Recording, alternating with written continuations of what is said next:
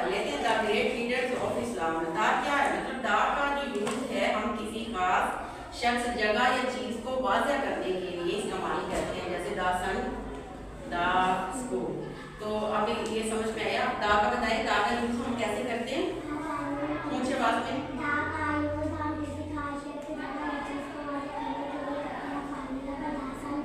ठीक है, आपको अंडरस्टैंड हो गया।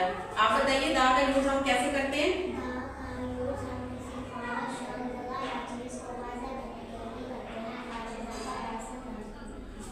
यानी किसी भी कोई भी खास चीज, जैसे कि दा कायदे आज़म, कुछ भी खास, कोई भी खास प्लेस भी हो सकती है, जगह किसी भी तरह की।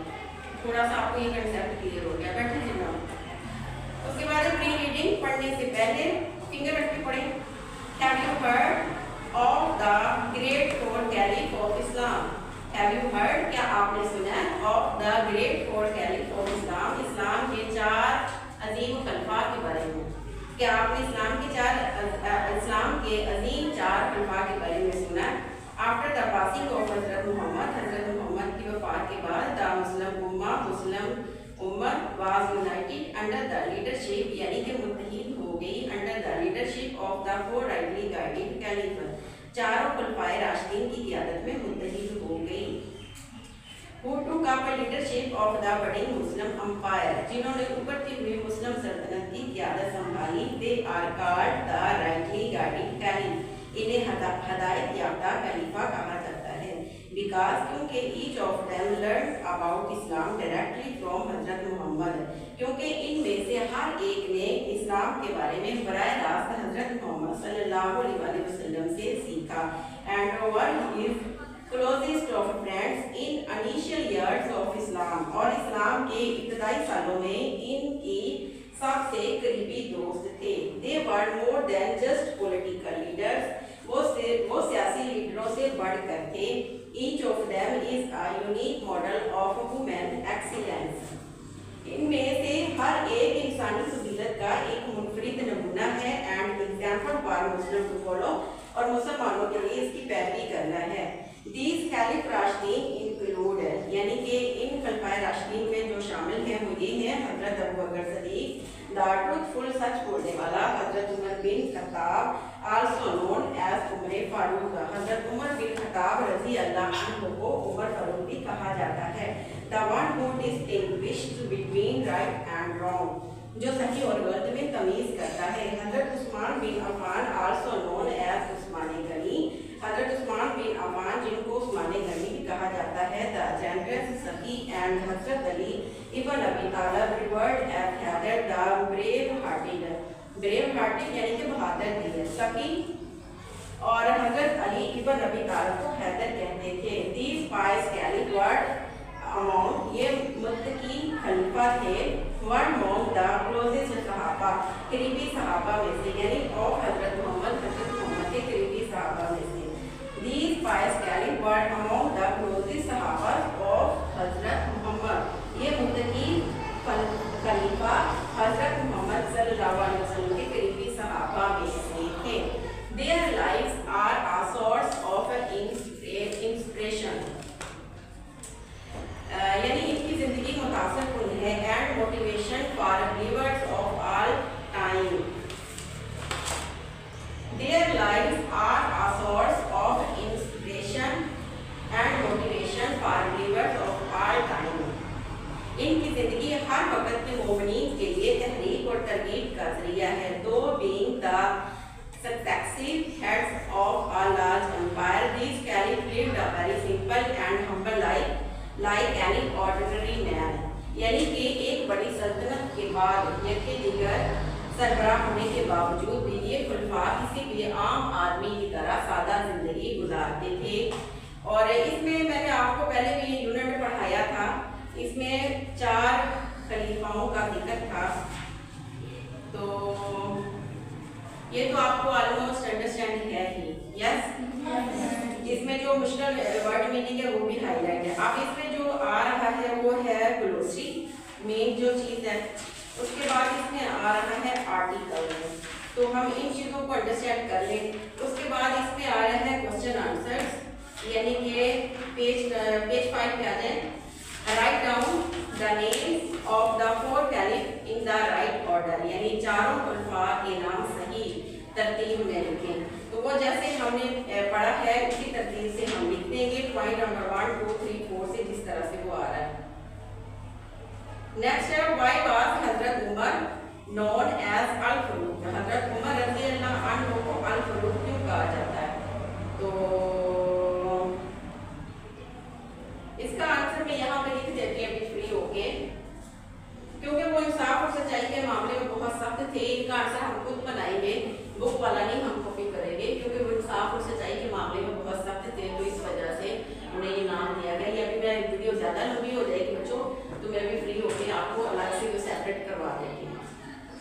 अच्छा, अब हमने करना क्या है, ग्लोसरी की डेफिनेशन। ईमान आप स्टैंड अप हो।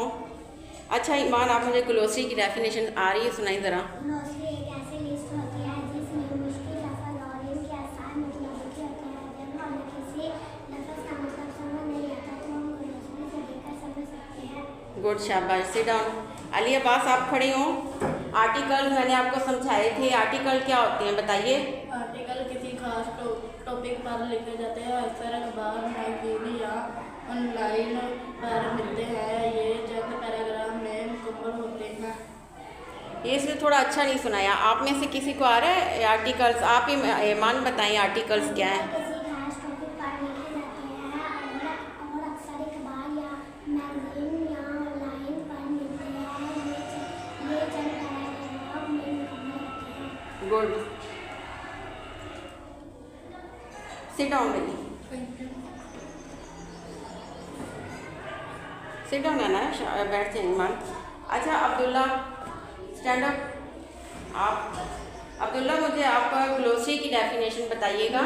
ग्लोसरी एक ऐसी लिस्ट होती है जिसमें मुश्किल अल्फाज के आसान मतलब लिखे होते हैं। जब हमें इनके आसान मतलब लिखे होते हैं, जब हमें इस अल्फाज के समझ नहीं आते तो हम ग्लोसरी से देखकर इस मतलब को समझ सकते हैं। गुड।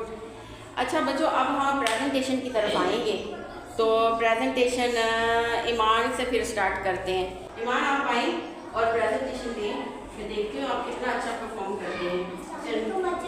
वालेकुम अस्सलाम। बच्चों, आज मैं आपकी टीचर मुल्फानुर रमजान।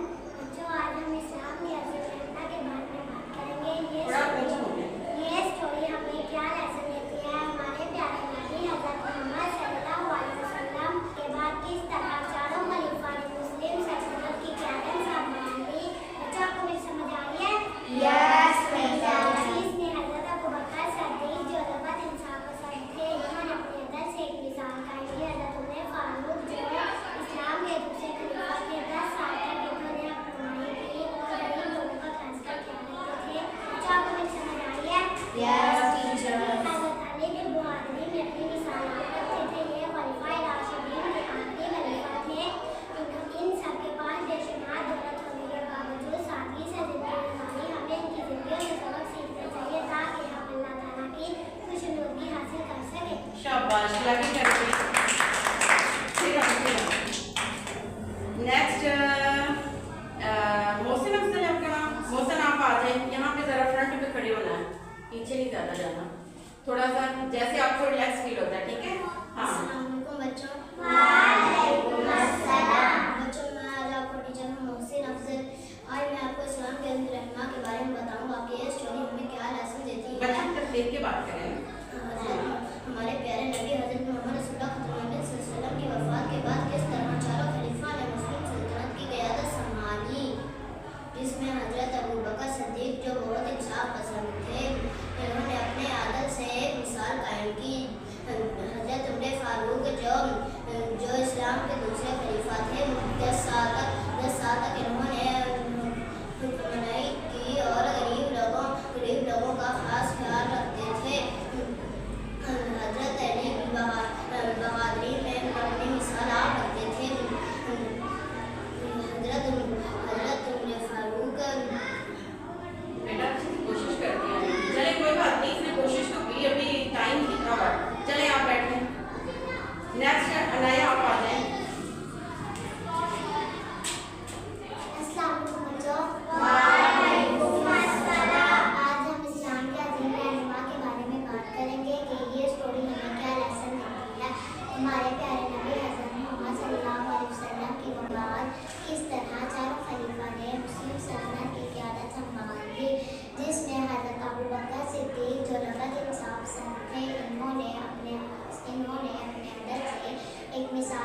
बाकी बच्चों आपको मेरी समझ आ रही है? Yes, teacher. हज़रत उमर फारूक जो इस्लाम के दूसरे खलीफा थे, 10 साल तक इन्होंने हुक्मरानी की।